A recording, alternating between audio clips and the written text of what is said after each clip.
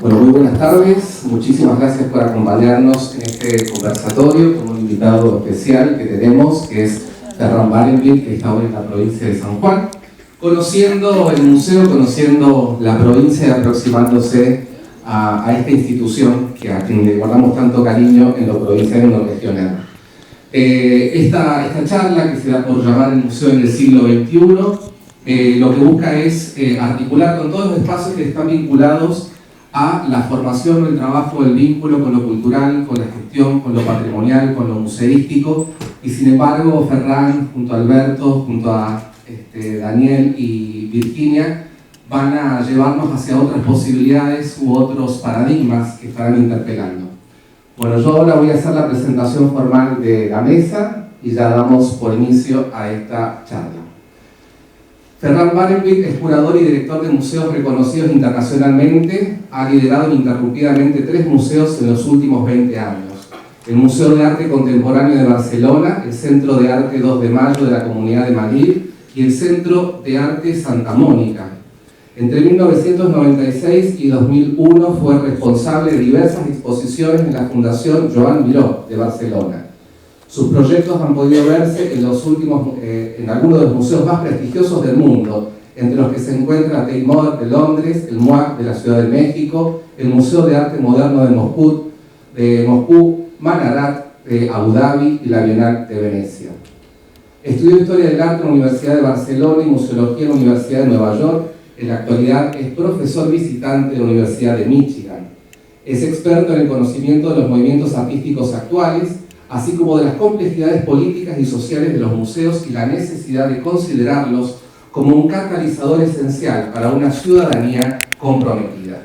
Lo van a estar acompañando Virginia Gote, que es la secretaria de Cultura de la provincia de San Juan, Alberto Sánchez Marata, que es docente de las carreras de Artes Visuales de la Universidad Nacional de San Juan, curador e investigador por el Museo Franklin Rawson, y el licenciado Daniel Gil, que es historiador y coordinador de Artes Visuales del Ministerio de Turismo y Cultura. Muchísimas gracias, Ferran, por visitarnos en la provincia de San Juan, por acompañarnos en esta oportunidad del Museo Franklin Rawson, nuestra bienvenida, y por supuesto a toda la mesa que la acompaña.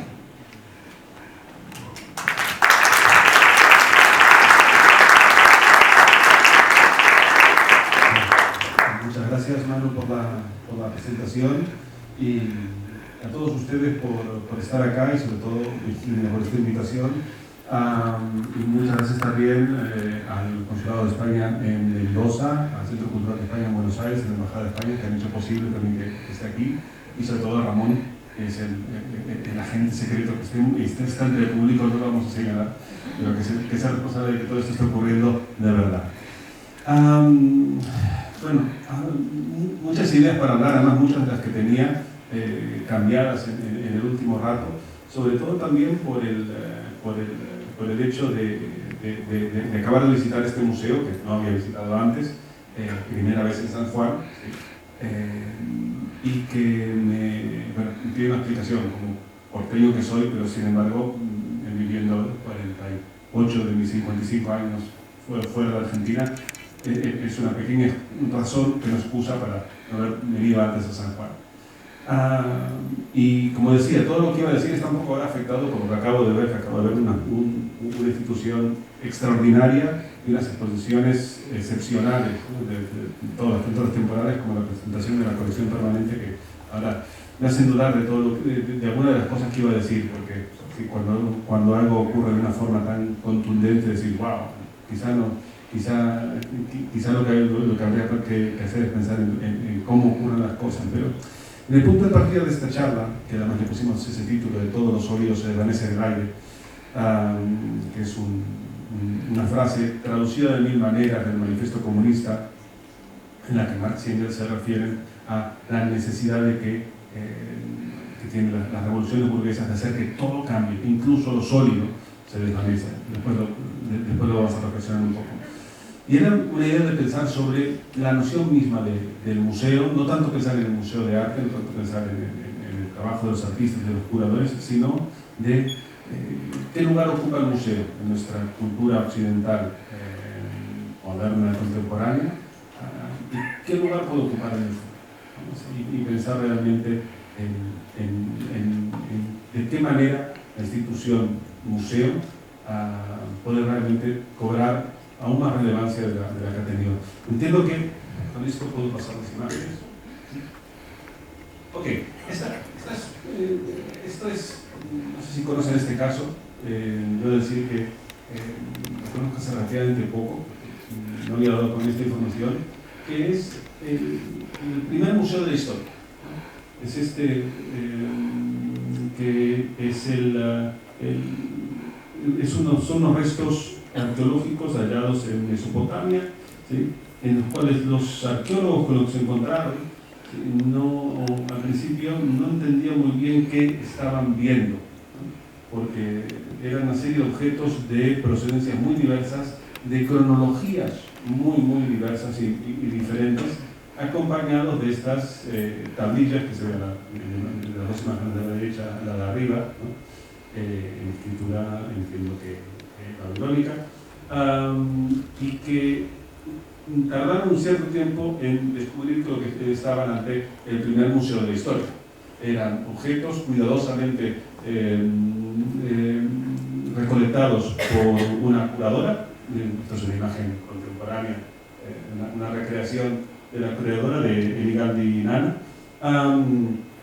y que se establece como la primera vez que hay una verdadera voluntad de reunir objetos y catalogarlos, tenerlos identificados y conservados. Saltamos unos cuantos miles de años. Supongo que les estoy contando una historia que conocen muy bien, la historia del museo. Saltamos hasta el gabinete de las curiosidades, la Wunderkammer, de los siglos XVII y XVIII, ¿no?, en un momento en el que a Europa están llegando todo tipo de objetos extrañísimos y que sorprenden una barbaridad y que comienzan a acumularse de esta manera, ¿no?, generalmente con todo este tipo de curiosidad, sobre todo natural, pero también obra de humanos, y que se comienza a acumular de esta manera en gabinetes de curiosidades, en gabinetes que quieren impresionar, no sorprender a quien los colecciona, sobre todo, pero no se establecen como instituciones públicas ni mucho menos, pero sí como lugares de inmensa sorpresa, ¿no?, para pasar al paso siguiente, que son el establecimiento ya de los museos nacionales, ¿no? Los museos nacionales que empiezan a existir a lo largo de los siglos XVIII y XIX. Aquí tenemos el Capitolino en Roma, que es el primer museo de la historia, de hechos anteriores, del siglo XVI, si no me equivoco. Y aquí elegí tres imágenes ilustrativas: Hermitage en San Petersburgo, Louvre y British Museum. Y aquí creo que tenemos que reflexionar, porque de ahí, de ese momento y de esa relación que establecemos entre la institución con el objeto y con sus funciones, la importancia de la institución museo y cómo va evolucionando para cumplir una función, que en ese momento es muy clara. Hasta ese momento, hasta el momento de la emergencia de los museos nacionales, que aparecen como un síntoma, el museo, el objeto no cumple una función particularmente relevante en la cultura. El objeto, la materialidad, es secundaria. Hay otras formas de reflexión sobre la realidad que no tienen que ver con esa acumulación del objeto. ¿Qué es lo que ocurre? En el siglo XIX de aparecer dos fenómenos que dictan la modernidad, que es el colonialismo, o sea, la expansión de poderes europeos y no europeos con una ambición de controlar territorio y controlar fuentes de riqueza diferentes, ¿no?, que son naturales y productos de la civilización, en un proyecto globalizador que altera la historia del planeta de una forma irreversible. Y también, al calor de eso precisamente, de la llegada del capitalismo, ¿no?, como que también pone un acento en el tránsito del objeto, la conversión, ¿no?, a través de la industrialización de la materia prima en el bien consumible. En ese contexto es donde aparece el museo como atesorador de objetos. En un momento en que el objeto empieza a tener, con esa materialidad, esa centralidad en la cultura contemporánea, moderna. En un momento en el cual también se convierte en la centralidad del pensamiento de muchos. A lo largo del siglo XIX, Marx piensa en función a lo material, Freud piensa en función al objeto también, y se establece en una centralidad y que domina también la cotidianeidad de las vidas. Y al calor de eso aparecen instituciones que sitúan objetos en el espacio como resultado de su ejercicio, es situar objetos en el espacio. Y miremos que no son únicas, porque hay dos más que hacen eso.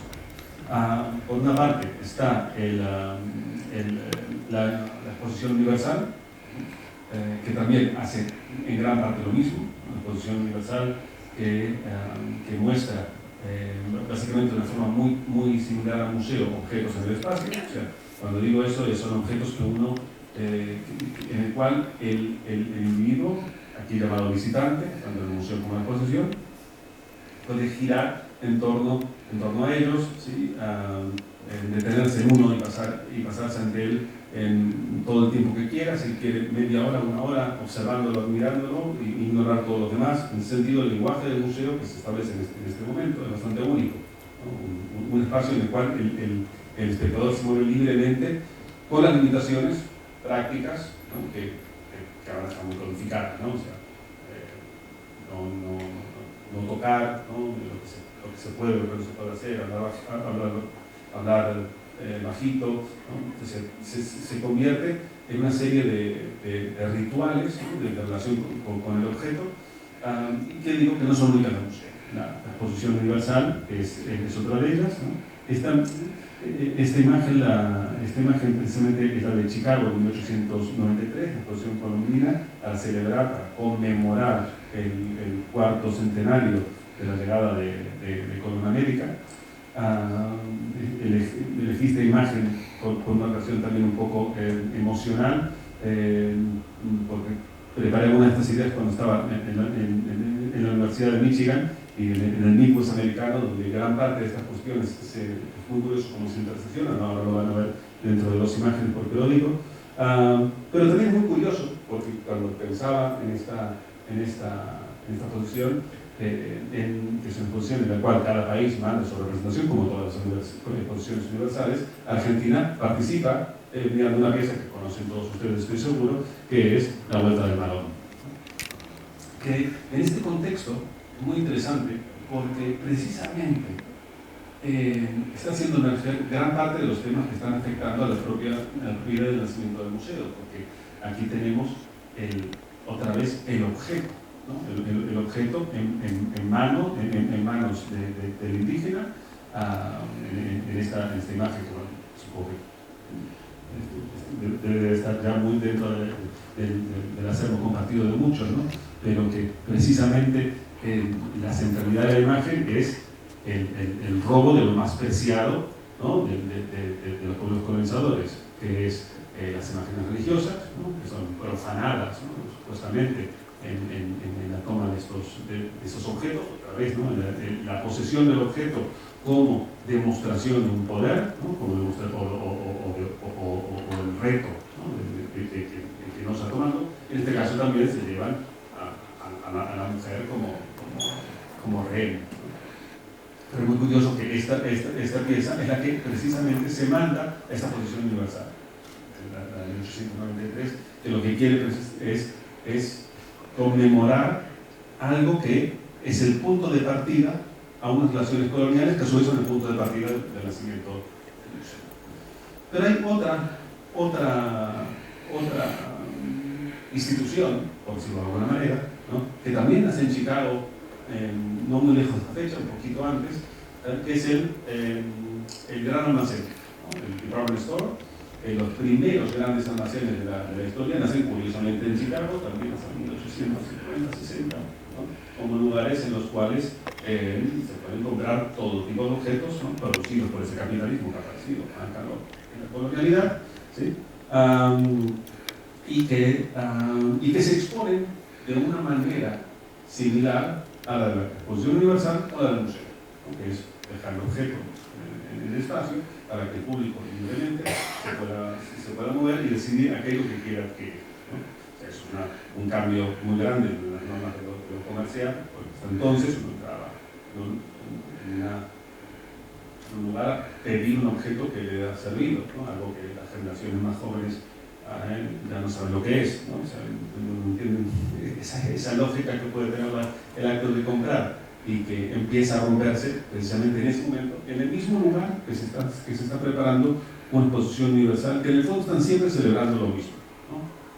El triunfo de la colonialidad, el triunfo del capitalismo. Y al mismo tiempo, Marx, más o menos, estaba escribiendo el manifiesto, ¿no? Sí.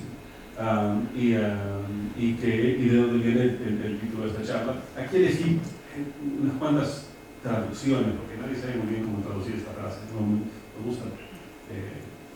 Yo siempre me había quedado con una, era todos los sólidos se desvanecen en el aire, porque la verdad que la traducción literal del inglés, la versión original de alguna manera, es una traducción también, ¿sí? Pero aquí dos más que encontré, todo lo que era sólido y estable es destruido, todo lo que era sagrado es profanado. Curiosamente lo que está pasando también en la historia del Malón. Todo lo estamental y estancado se espuma. Muy curioso como todos son versiones, aunque la traducción no tiene nada que ver, ¿no? Con la dificultad de traducir esa idea tan poética de que lo que es sólido se desvanece en el aire.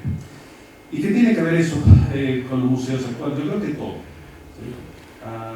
¿Por qué? Porque establecen muchas de las cuestiones que tienen que ver con las funciones de la institución, ¿no? Con el objeto, y que básicamente se mantienen igual durante los primeros 150 años de la existencia del museo, con muchos avances, ¿no? En los años 20, la vanguardia, la Bauhaus, crea la noción del cubo blanco, ¿no? Lo que subimos a la sala de arriba, vemos, ¿no? La exposición sobre un fondo blanco de los objetos de arte, ¿no? Todos ordenados, ¿no? Intentando que esa catalogación y ese aislamiento se poner cuestionando la cuestión de la autonomía del arte, ¿no? Y ponerlo en un espacio totalmente neutro en el cual pueda convertirse realmente en ese objeto de expresión de la vanguardia. Hay muchas cuestiones. Después viene un museo como Guggenheim a demostrarnos además que la historia solo tiene una linealidad, solo se puede dar de una manera, que no hay contradicciones, no hay idas y vueltas, no hay, o sea, todo siempre es un camino hacia una dirección clara y superior, ¿no? que es una culminación, ¿no? Que es un gran proyecto artístico en ese momento, y se ven muchas, hasta que todo esto empieza a quebrarse y a fragmentarse, ¿no? De hecho, otro día lo leía a John Berger, ¿no? el autor británico, que ya en los años 60, en el 66, apuntaba precisamente a eso, ¿no? Y escribía algo así como que los curadores de los museos, que en ese momento, por cierto, un curador era visto públicamente como alguien que le sacaba el polvo a las piezas que estaban en un almacén. Nada que ver con esa noción que emergería poco después, a través de los años 70 probablemente, sobre la función de los curadores. Y él decía que los curadores de los museos consideraban el público como un mal menor que ocurre del día, ¿no? y que por suerte tan solo unas horas dentro de la institución. Y ahí es donde me parece que viene nuestra verdadera reflexión. Y es, ¿cómo podemos pensar las instituciones en la actualidad, yendo más adelante, ¿no? y intentando repensar el lugar que ocupa esos molestos seres humanos que paseaban por la sala durante el día para los curadores que había John Berger, ¿no? y que hoy llamamos visibilizar en esas relaciones y pensar cuál es la verdadera función del museo o cuáles son las funciones del museo. Y lo voy a hacer a través de una idea que quería traer para acá, que es la del Museo Constituyente, ¿sí? Que es una idea que ha desarrollado la Confederación de Museos Internacionales los últimos, la última década, ¿sí? Sobre todo a partir de 2016, que plantea una posibilidad, aunque también es un deseo, ¿sí? Y es pensar, ok, vamos a pensar el museo como un lugar donde tienen que cumplirse y tienen que tener lugar las funciones convencionales que le estaban atribuidas, ¿no? La adquisición, la conservación, la exhibición, la educación, ¿no? Del patrimonio material e inmaterial de la humanidad, ¿no? Esa definición de Nicom también. Pero ¿qué pasaría, y aquí viene la pregunta del museo, si en lugar de poner las funciones en el centro, ponemos las relaciones que se generan, ¿no? en el centro del museo? Las relaciones entre personas y comunidades, en la que los constituyentes se establecen como una serie de grupos fluidos, cambiantes, entre quienes las formas de relacionarse pueden mutar continuamente, y que se basan en función de algunas cuestiones. ¿Qué son esas? ¿No? Entender que el Museo Constituyente es un museo que no renuncia para nada a la misma función con el que fue creado, e incluso lo podemos pensar, o sea, en muchos casos no hay que cambiar ni los estatutos, no hay que cambiar casi nada, tan solo hay que cambiar o evolucionar algunas voluntades que tienen que ver con el lugar que ocupa socialmente el museo, la posición que tiene el conjunto de la sociedad y cómo se relacionan con aquellos que le dan sentido y a los que se debe. Y de ahí tenemos la identificación del museo como un lugar en el cual emergen, se hacen visibles individuos y colectivos, cada uno con necesidades, con expectativas, con ilusiones, ¿no? Que arrastran situaciones muy diferentes, quizá algunos comparten muchas de ellas, ¿no? Que tienen que ver con la fragilidad, con la precariedad, ¿sí? con la decepción, pero todos pueden compartir otras, ¿no? Que tienen que ver también con determinada ilusión, con determinadas voluntades, sobre todo de participación, de escuchar y ser escuchados. Y esa es la idea del Museo Constituyente, basado en estas ideas, ¿no? La primera es la de reciprocidad. ¿Sí? ¿Por qué? Porque, claro, si pensamos en museo como un lugar basado en relaciones, las relaciones son siempre recíprocas, no son unidireccionales. Cualquier cambio que la institución puede crear en uno de sus grupos constituyentes también le altera su propia lógica, ¿no? Y por eso esa idea de que el intercambio es una serie de relaciones que se establecen a través de ideas de mutualidad, colaboración, trabajo en conjunto, en la que todas las partes se benefician a través de actos de confianza, amistad, cordialidad, intercambio, esa necesidad de convivialidad, de pensar las relaciones que genera la institución en torno a la idea de vida en común. Entonces, el primer elemento del Museo Constituyente es la reciprocidad. El segundo, la activación, en el cual tenemos que pensar que la institución no es el final de un camino, sino es el inicio de otro, de procesos que no sabemos dónde pueden terminar, ¿no? Que sabemos dónde empiezan, pero no hasta dónde pueden llegar, en el cual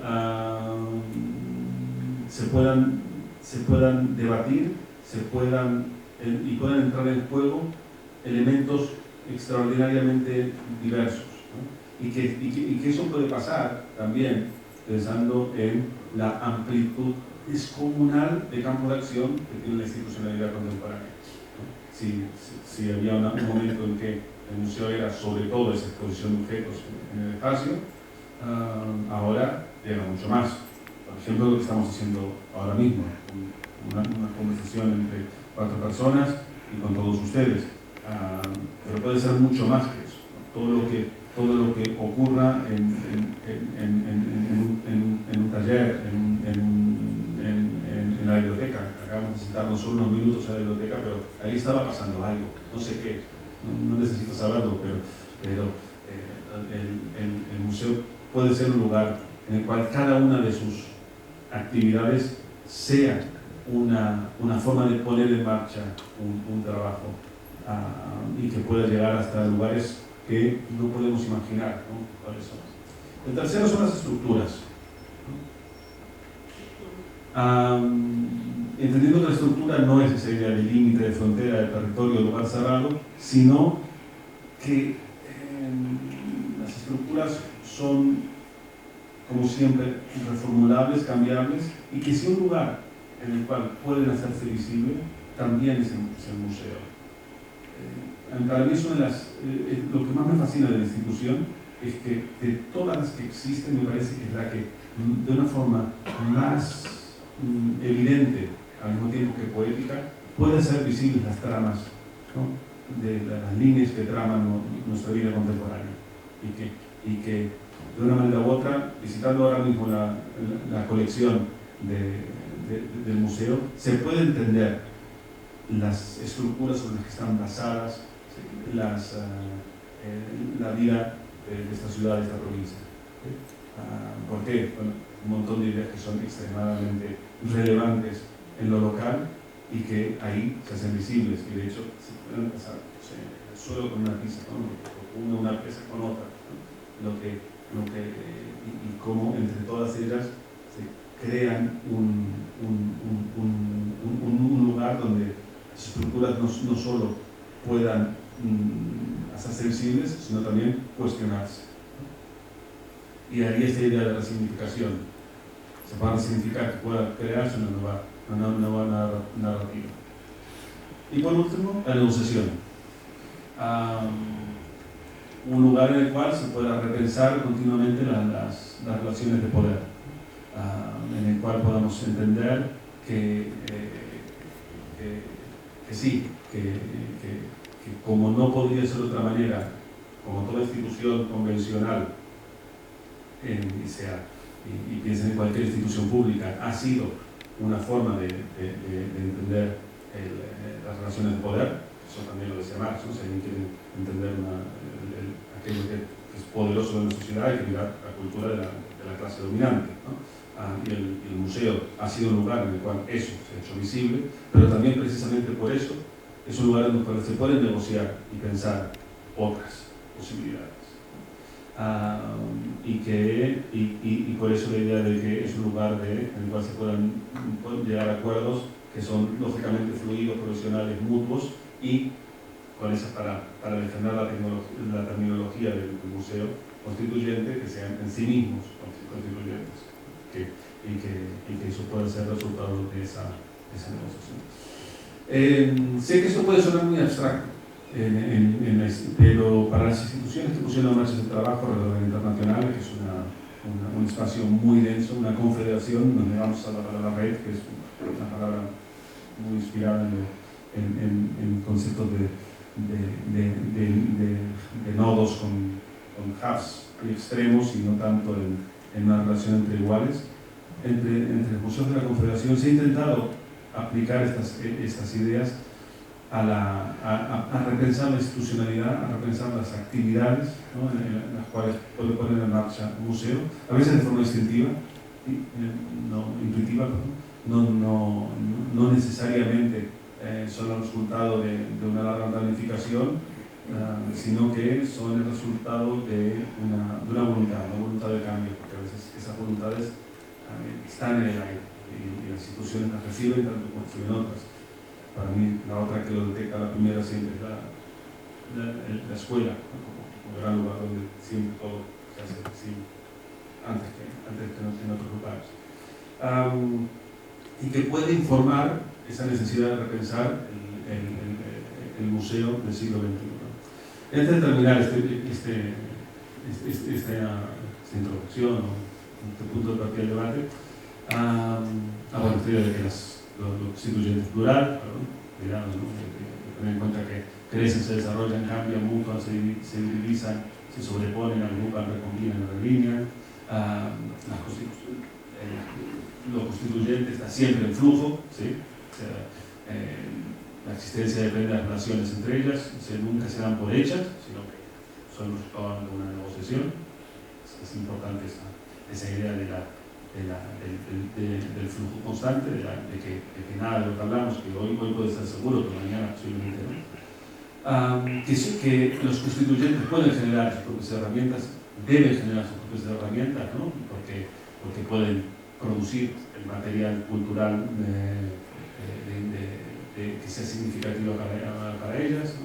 Que comprenden, ¿no? Y que otra vez, ¿no? Se puedan transgredir, reimaginar, rearticularse, ¿no? Y son complejas de definir, lo que decía al principio. ¿Qué es un constituyente? No son los públicos, no son los contrapúblicos, ¿no? La base constituyente son todos aquellos, ¿no? que pueda pensarse como en la base, en el origen, lo que da sentido, lo que tiene la capacidad de exigir a la institución un comportamiento. Y por eso también acabar con esa idea de democracia, ¿no? Y del museo como una institución en la que repensar lo que es una democracia. Creo que a lo largo de este siglo ya hemos visto que la democracia representativa es imprescindible, no podemos renunciar a ella, pero no es suficiente. Y hay que ensayar otros lugares que quizás sean válidos durante muy poquito tiempo. También, lo bueno que tiene la institución cultural es que puede crear momentos, destellos, ¿no? en los cuales algo sea cierto durante muy poco tiempo, pero por lo menos ha sido cierto. Y creo que eso tiene mucho que ver con la forma que tenemos de repensar la democracia, sobre qué bases estamos construyendo el diálogo en común, sin renunciar en absoluto a la democracia representativa, y creyendo que probablemente es el sistema que continuará rigiendo durante mucho tiempo, queremos, pero sin embargo pensar en cómo desde otras institucionalidades se puede informar y repensar esa. Por último dejo este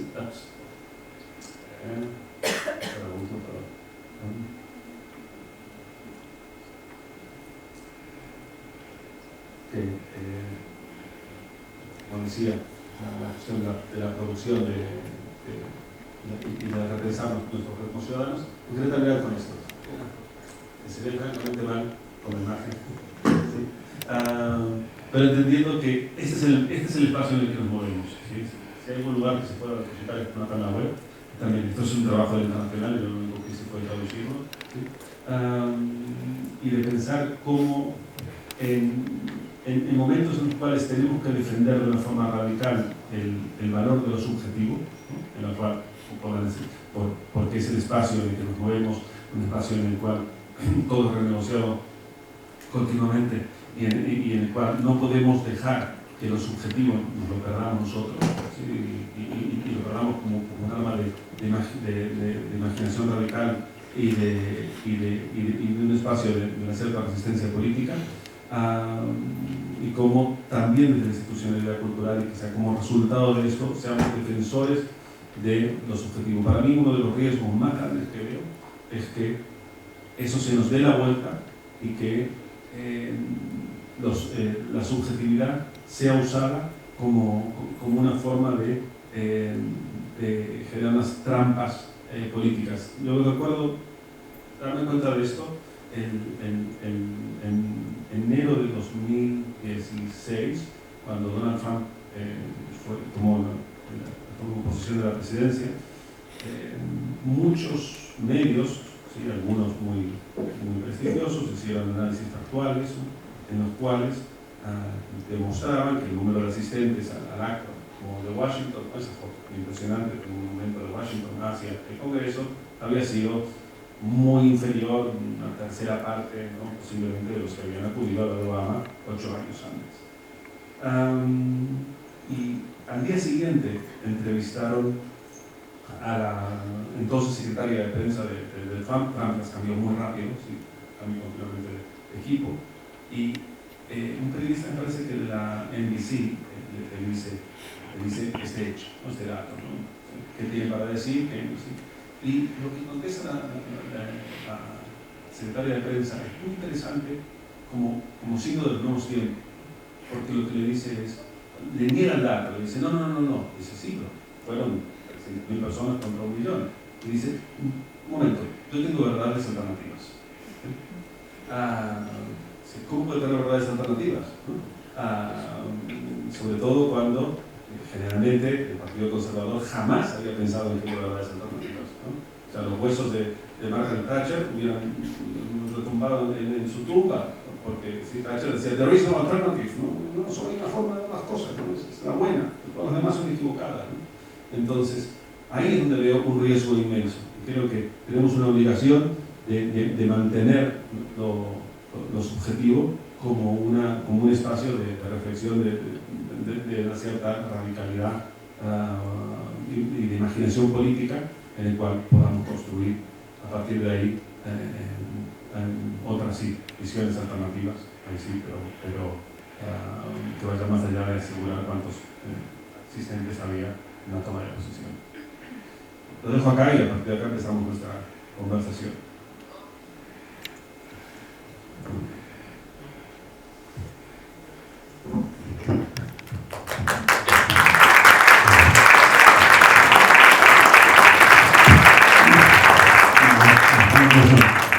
No, en realidad lo estaba viendo hasta con un poco de preocupación, ¿no?, con interés, con esperanza también, en esto que vos llamás el museo constituyente, porque imagino un museo que, aparte de ser depositario, de todo lo demás, crea espacios de producción, de reflexión y de resistencia política, ¿no? Acá estamos teniendo una nueva verdad alternativa, entre comillas, que se está haciendo un poco opinión popular y que sostiene que lo que no es rentable no es deseable socialmente, ¿no? En ese contexto el museo también tiene un problema dentro de lo que es la sociedad capitalista, porque un museo muchas veces no es rentable, como toda institución que no tiene eso, nunca es verdad, nunca es rentable, como toda institución que no tiene el lucro como motivo principal, ¿no? ¿Cómo se enfrenta esta verdad alternativa, haciendo carne ahora en Argentina, de que lo que no es rentable no es deseable, desde una institución concretamente? Sí, te lo pregunto. ¿Para secretaria? No, la secretaria hace lo que piensa del museo. Bueno, hay una anécdota que, ¿verdad? A mí me encantan las anécdotas que son un poquito discutibles, no sé si fueron verdad o no, pero precisamente por eso son interesantes, ¿no? Y es que en un momento de la Segunda Guerra Mundial van a Churchill, ¿no?, en una reunión de gabinete, y le dicen, primer ministro, no queda dinero para necesitamos más dinero. Y recorten de otro lado, dice Churchill. Bueno, ya recortamos de todo. Ya recortamos todos los posibles departamentos. Solo nos queda recortar de arte y de cultura. Y Churchill dice, pero si recortamos de arte y cultura, ¿para qué hacemos la guerra? ¿No? Entonces, yo creo que esto es parecido, ¿no? Sí, y si queremos que sea rentable, ¿para qué sirve todo lo demás? ¿No? El museo. También tiene otra respuesta, yo creo, a la pregunta, porque yo, estando a cargo de un museo, me vi 1000 veces con eso, ¿no? La respuesta es que es un poco tramposa, pero hay una respuesta posible, ¿sí? Y este museo es increíblemente rentable. a nivel de inversión pública. Es lo más rentable que hay. O sea, primero, todo es precario, ¿no? ¿Sí? Es decir, ni siquiera somos caros, ¿sí? Y el efecto que tiene en una sociedad es inmenso. Hay miles de estudios métricos al respecto, ¿no? El mundo está lleno de estudios métricos que te demuestran que por cada peso que invertís, ¿no? Recuperás 7. Pero creo que esa respuesta es un poco tramposa, porque ese es un debate que no queremos tener, ¿sí? No queremos debatir en esos términos. Entonces hay que recordarlo, porque es cierto, ¿sí? Y la cuestión está en que, digan lo que digan, hay otra institucionalidad cultural que no ocurre en todo el mundo, muy interesante, pero el museo sí. No hay país del planeta que no tenga un museo. El Museo Nacional, ¿sí? y poca, ¿sí? Y son provinciales, con lo que creo que la reflexión la rentabilidad pasa por otro lado, en todo caso. Yo quería plantear, en base a lo que usted comentando, me quedo con algunas palabras o algunos conceptos que tienen que ver, bueno, hoy por hoy, muchos de los que estamos acá están trabajando en diferentes museos o están en proyectos de museos, han visitado museos, y creo que todos podemos acordar que la concepción y la esencia del museo universalmente ya ha cambiado muchísimo. Estamos todos parados más o menos en un lugar donde ya acordamos que el museo no es un lugar cerrado para aburridos, para especialistas. Yo creo que ese paso se ha dado internacionalmente y es un enorme paso. Creo que ahora estamos en el desafío de profundizar eso y sobre todo tener la madurez, la inteligencia más que la madurez, de saber adaptarnos a los cambios permanentes, ¿no? Es tan dinámico el proceso social ante la pandemia, post-pandemia, más allá de eso, que es un ayornamiento permanente que tenemos que tener muy ágil, que muchas de las instituciones, como son públicas y burocráticas, en muchos casos cuesta acompañar el ritmo que por ahí no merece. Pero más difícil es justamente el punto, yo creo que eso sí se logra en la gran mayoría de las instituciones, que es lo que vos planteabas, dónde está el centro. El objeto es fundamental, el patrimonio, pero la experiencia que se vive en el museo es lo fundamental. Vos tenés un concepto, una frase que has dicho, que la próxima revolución va a salir del museo, va a surgir un museo, y eso yo creo que tenemos que buscar. El conocimiento es importante, pero no es el dato, el haber aprendido determinado dato o tal objeto, sino es el pensamiento crítico que una institución debe, sea lo que sea, debe proporcionar, debe generar, y a partir de ahí justamente, por ahí, no inmediatamente, pero en el futuro puede surgir una idea disruptiva que modifique realmente realidades. Yo creo que ese es el desafío. Y vos en un momento hablando, en otra oportunidad, me comentaste de la riqueza, y yo creo que coincido, no lo había planteado de ese modo, con esos términos, pero vos habías planteado la riqueza de los recreos, de los espacios supuestamente muertos entre actividades, programación, en una inauguración cuando termina la banda de tocar o termina el discurso, lo que va pasando en esos núcleos que se van generando entre las comunidades que visitan, lo que puede surgir desde ahí. Y yo creo que ahí es el desafío. Sí, para mí son esos lugares en los cuales se pueden generar relaciones inesperadas, ¿sí? Probablemente más interesante que lo que estemos diciendo ahora también se va a hacer después, ¿no? Nos quedamos ahí un rato, charlemos, ¿no? Quizá va a ser más interesante que la propia actividad, o cuando yo siempre creo que cuando un museo, lo mejor que uno puede hacer es comenzar 2 actividades seguidas, ¿sí? El intermedio es extraordinariamente rico. Y también pensar de qué manera, dentro de su actividad ordinaria, el museo puede generar espacios en los que esos contactos sean posibles.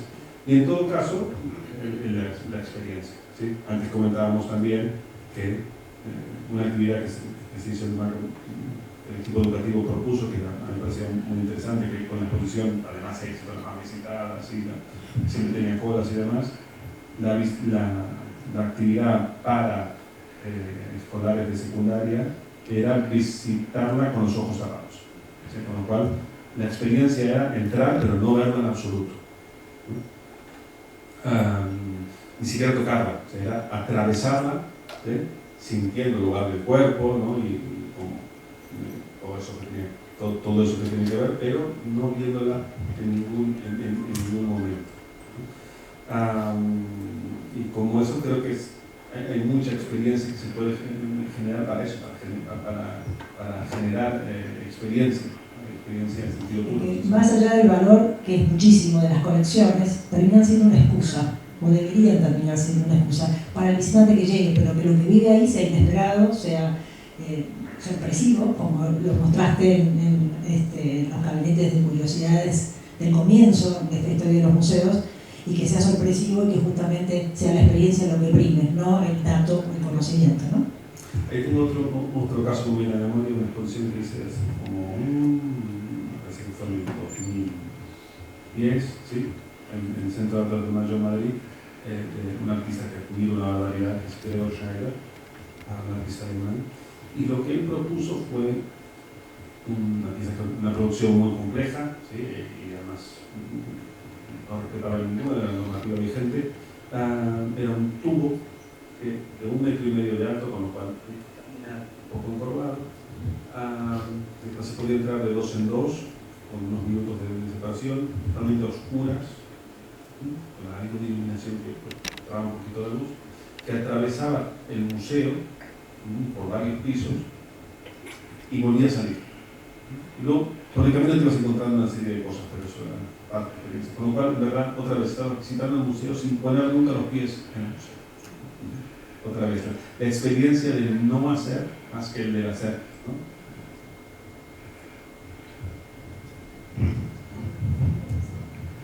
Bueno, yo estuve espiando un poquito tu trayectoria y has dejado como trazas de tu actividad que son muy claras, me parece, respecto a lo que pensabas. Y me llamó mucho la atención tu insistencia en lo humano y no tanto en los objetos y las instituciones. Voy a usar el machete, es muy cortito, pero por ejemplo en la Fundación Yo Admiro, vos hiciste muestras que deben haber sido muy interesantes, como anatomía del alma, y con tópicos como cuerpo-objeto, alteridad, otra muestra que se llama Círculos Invisibles, donde tocaste espacio, paisaje y hábitat contemporáneos, y otra que se llama Ironía, que me interesaría muchísimo si podés contarnos algo, donde tomaste el rol del artista, que es algo que en San Juan está muy en discusión todavía, es un museo joven, relativamente joven. Y después en Madrid insististe porque allí trabajaste sobre la idea de un museo vivo, y luego en el MACBA, algo que estaría buenísimo que nos cuentes, porque ahí trabajaste con una colección de arte conceptual, cosa que en este museo ahora también está en plena discusión, y es si vamos a coleccionar arte conceptual, ¿cómo haremos con eso para coleccionarlo? Y usaste la palabra puente, muchas veces leí en tus discursos, y eso inmediatamente me llevó a dos personas, dos personas que yo estimo mucho, que escribían muy bien y sabían mucho más que yo. Una es Nietzsche, que usó mucho la palabra puente para constituir el humano, justamente porque decía, si hay algo que amo en el humano es que no es fin de nada, sino es puente hacia algo siempre.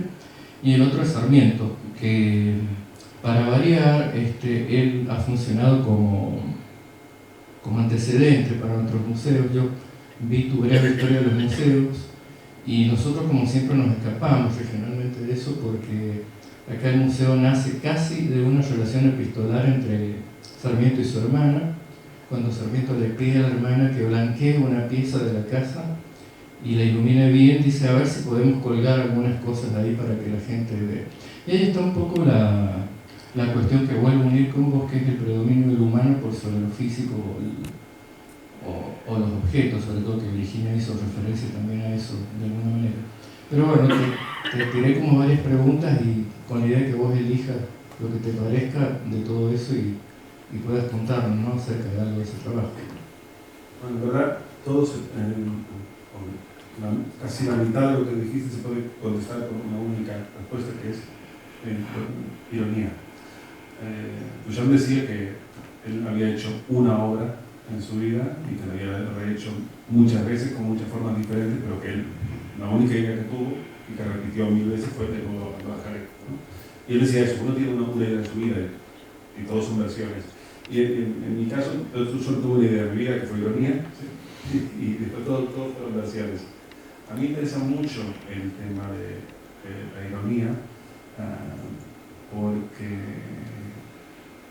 bueno, y de hecho, de ahí, si tienes en verdad, todo lo que he hecho después casi podría haberse puesto en esa posición y haber sido una función inmensa, ¿sí? Y llenar 7 museos.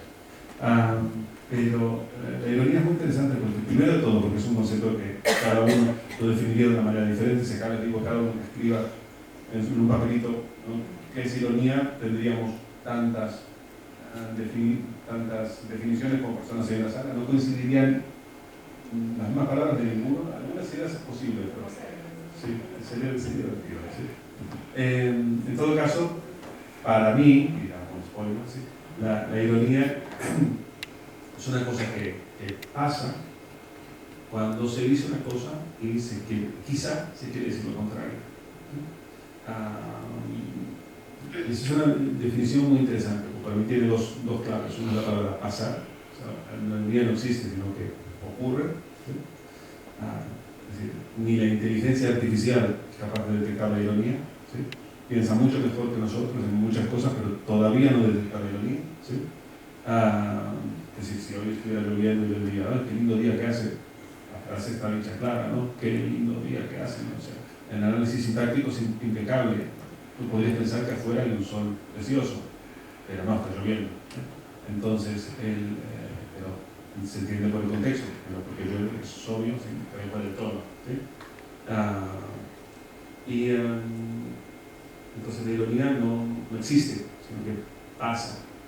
Y pasa cuando se dice una cosa y quizá, y viene la segunda palabra, se quiere decir lo contrario. Entonces, para mí quizá es una de las palabras más poderosas que tenemos, y sobre todo para el arte, ¿sí? Es poderosísimo. De hecho, justo la Bienal de Cuenca, que nos estamos dentro de 2 meses exactos, se llama Quizás Mañana. También puede quizá, ¿no? ¿Quién sabe? Para mí es una palabra muy poderosa. Y en verdad creo que gran parte de la cultura contemporánea gira en torno a esas ideas de ironía, ¿no? Quizá a la complicidad que se genera con el espectador, en el cual todo es: lo entendí. Y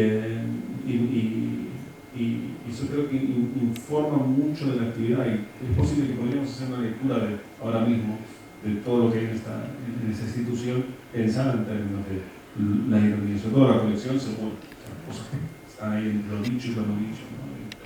entre lo oculto. Y me parece que todavía hoy podría hacerlo igual. Y de hecho, en la exposición en la Bienal de Cuenca, trabajo con algunos artistas que ya estaban en esa exposición en el 2001. Sin embargo, acá estamos hablando de museos, no tanto de arte, ¿no? Entonces, y quizá el museo no es un lugar particularmente irónico, eso es verdad. Le cuesta más decir una cosa y quizá decir lo contrario. Lo que sí puede ser precisamente indeterminado, como la plataforma de las mil interpretaciones. Y yo creo que también vamos a caminar cada vez más a eso, ¿no? Sobre todo en el Museo de Historia, ¿no? Y en la capacidad que tenemos de entender desde una cierta, desde ese desarrollo de lo subjetivo, ¿no? Y todos esos nodos que son muy complejos, que están en continua redefinición y que creo que es la definición de nuestra vida de hoy. Creo que el museo es un lugar donde todo eso puede pasar, ¿sí? Y precisamente esa potencialidad es lo que le da el poder. Y por eso quizá a veces lo del dinero, ¿no? Porque de las pocas cosas objetivas que nos pueden reclamar. Tengo un amigo, es un grandísimo artista, que dice: el artista es más poderoso que el Estado.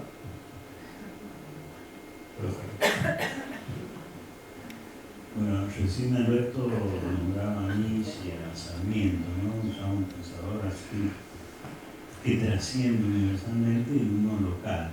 Y esa relación también se da en los museos. Está el Museo Provincial, un museo que tiene su patrimonio, tiene su vida, ¿no? Porque como vos decías, los museos no son nada más que la colección, sino la relación que se da entre las personas que los visitan.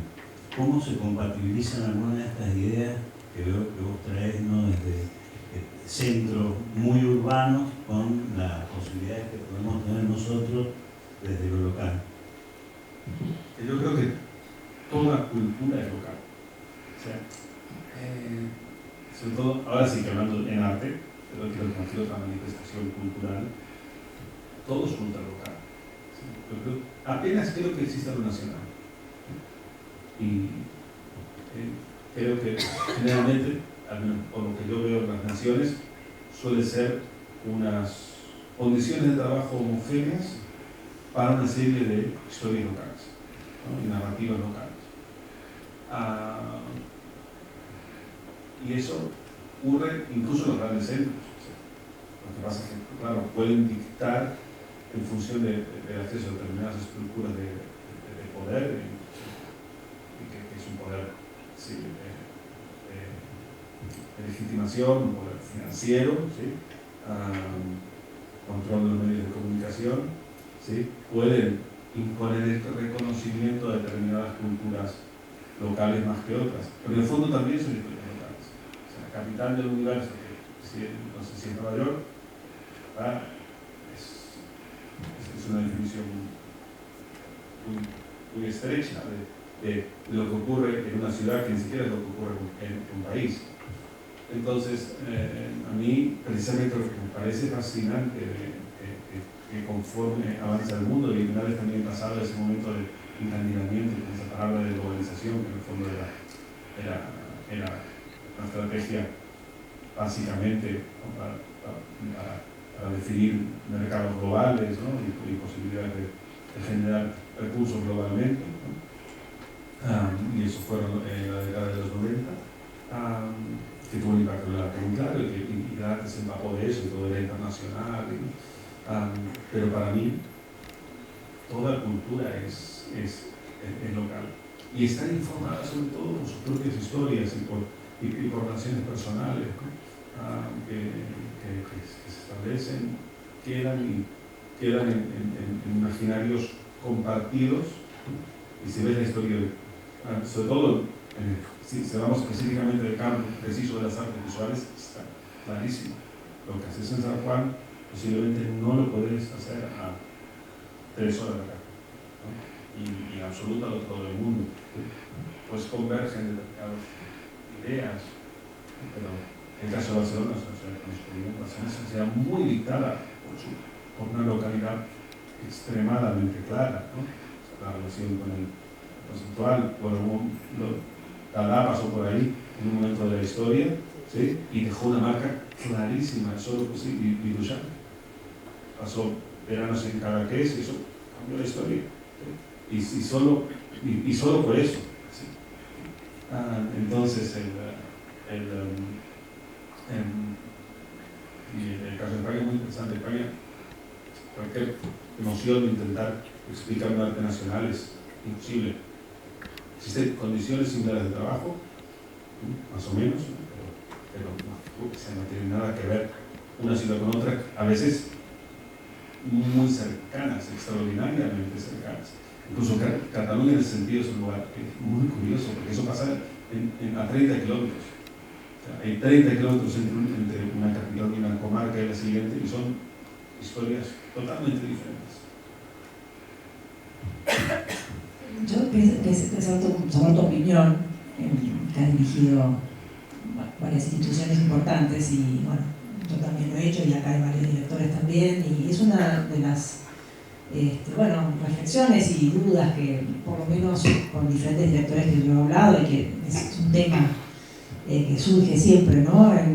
En esto de, por supuesto, abrir las puertas para todos los públicos, generar nuevas atracciones, o en la flexibilización del paseo por el museo y sentirse parte, y sentirse que es propio. En todo eso siempre está, bueno, por supuesto, el equilibrio de la colección, del daño, del posible, hasta dónde.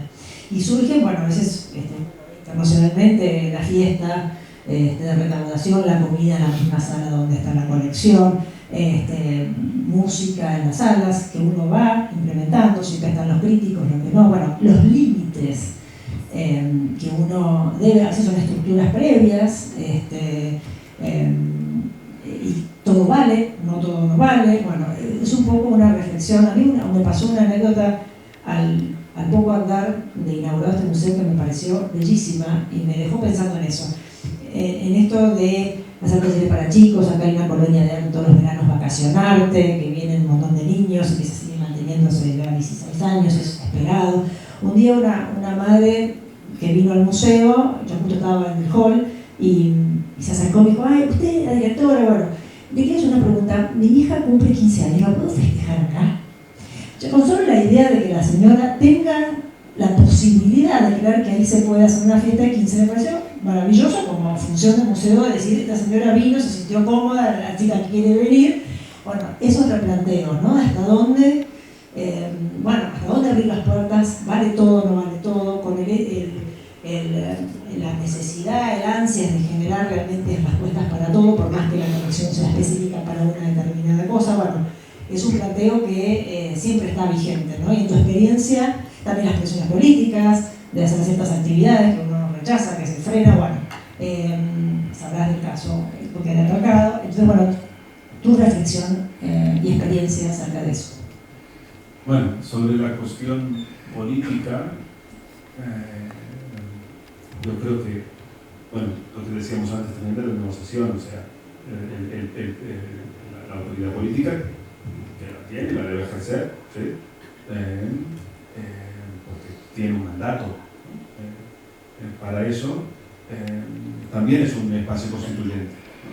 Y tiene que dialogar, ¿no? La cuestión y la gobernanza de las instituciones para mí es apasionante. Es apasionante entenderlas, ¿no? y entender cómo se toman las decisiones, ¿no? Quién las toma, bajo qué condiciones, cómo su ideología informa, ¿no? las decisiones de un museo, ¿sí? El tema del dinero es muy interesante, además. Es muy interesante por qué precisamente la cultura se le pide que sea rentable. Eso también es una decisión muy ideológica, las cosas que no se le pide que sean rentables. ¿Sí? Yo siempre lo comparo, por ejemplo, con el Parque Nacional. El Parque Nacional intenta que tengan pocos visitantes para que no se enteren las cosas, ¿no? Claro, hay que preservar, y además suelen ser gratuitos.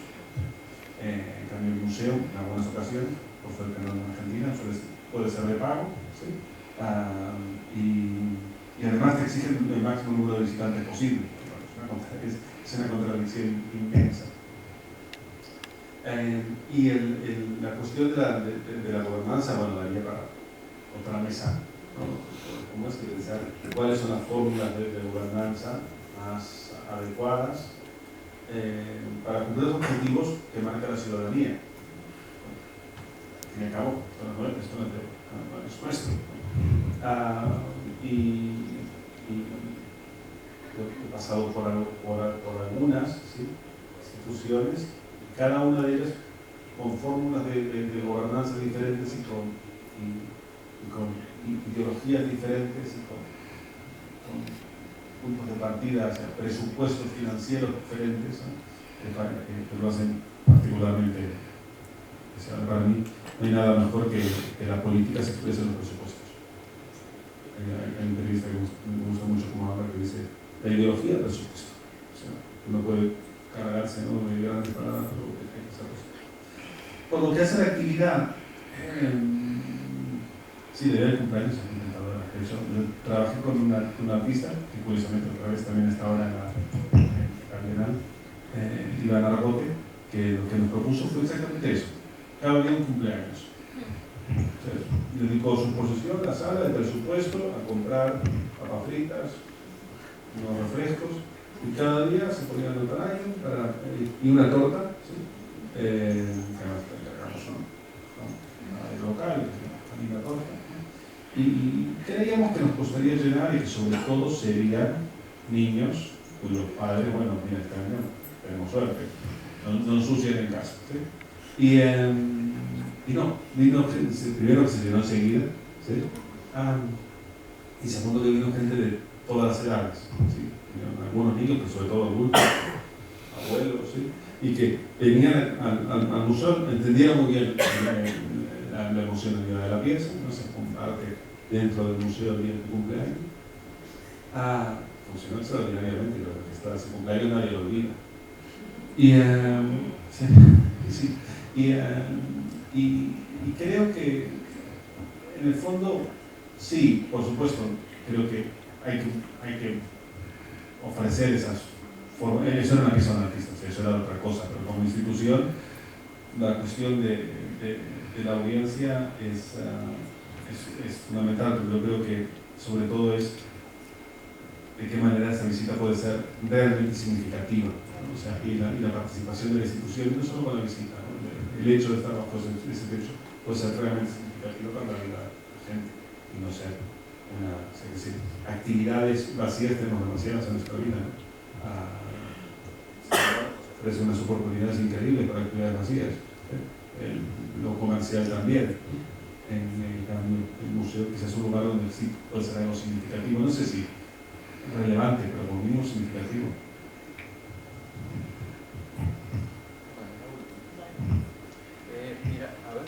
Ahí. Mirando la sala, hay más directores de museos que público en general. Y claro, sí, pero los conozco, y hay históricos, ciencias naturales, historia urbana y varios que se me van a estar escapando. Y pensaba, arqueología, ¿viste? Hay un montón. Bueno, y ya que están toda esta cantidad impresionante de directores, ahí va entrando otro. No, pensaba en base a esa gráfica que vos mostrás y cosas que te escuché ahora, sobre todo con los 4 gráficos que mostrabas antes de los constituyentes, que qué interesante sería aprovechar este momento. Porque viste, en nuestro país vive siempre en crisis. Pero las crisis están buenísimas para repensar, destruir o volver a trabajar cosas. Y pensaba, ya que están tantos directores presentes, que hacer, no sé si una red, tal vez algo más parecido a esto que estás mostrando vos, donde interactuaran todos los museos estos de San Juan, sería impresionante. Pero ¿vos cómo ves eso? ¿Como un imposible o podrá ser? Primero sobre la crisis, porque esa es una reflexión muy interesante a la crisis.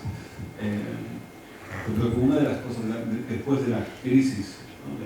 de la representatividad política de 2008, que eso fue lo que fue prácticamente como lo vimos los ciudadanos, creo que la crisis actual es la del fin del modelo de crisis. El hecho de que vivamos permanentemente en crisis hace que esto sea lo normal. Por lo cual, ya, crisis, ¿qué crisis? ¿No? Es esto, ¿sí? Es esto. Y la necesidad de pensar que en verdad, en el sentido, habitamos en el vientre de la bestia. El problema es como el terrorismo, ¿no? O sea, lo que es inexplicable lo llamamos terrorismo. Porque no es otra palabra. Necesitamos una forma de decir, ok, lo que es visceral, inexplicable, pertenece a un mundo en el cual pero no puede haber tanto terrorismo. Eso tiene que haber otra forma de entender, ¿no?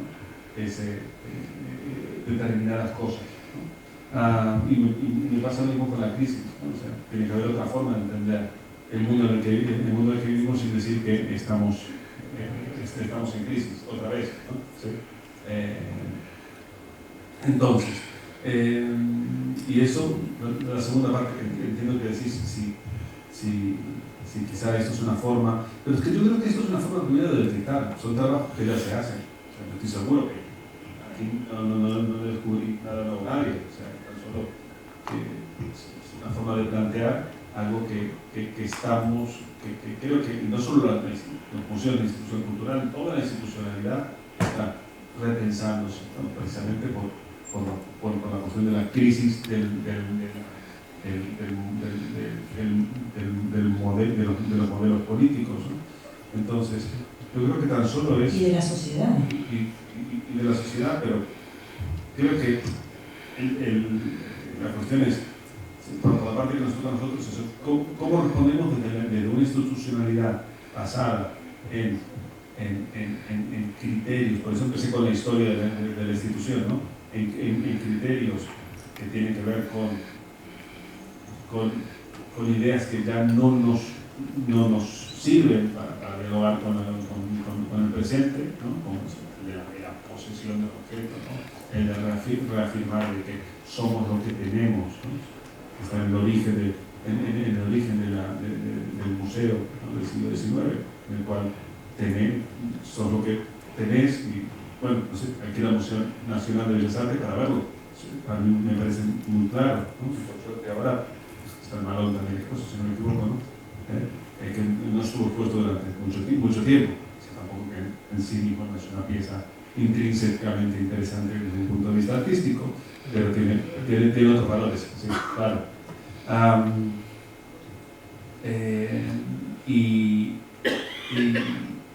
Y una vez ya superado eso, la cuestión es, okay, ¿cómo hacemos eso? Pero estoy seguro que eso se hace. Quizás deberían hablar dos colegas en la sala. Hay redes, lo que me parece que las redes, en mi experiencia en redes, en general tanto de directores de museos, espacios, son redes donde uno se entera lo que hacen, pero no se logra del todo trabajar en red. Y eso es un desafío.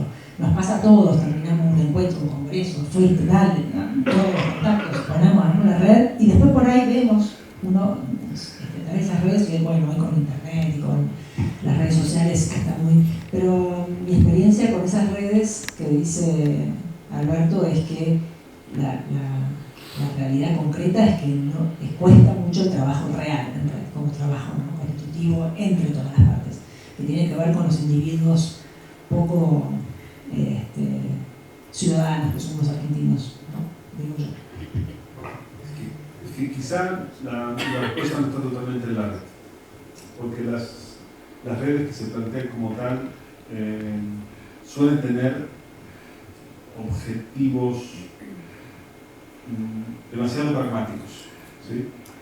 Yo creo que precisamente si apostamos por lo mutable, por lo que quizá hay que buscar otras fórmulas de contacto más que el de la red. Es una opción básicamente terminológica, pero que tienen que ser estructuras, si pretendemos que los museos que continúen cambiando también las formas de relacionarlos entre ellos.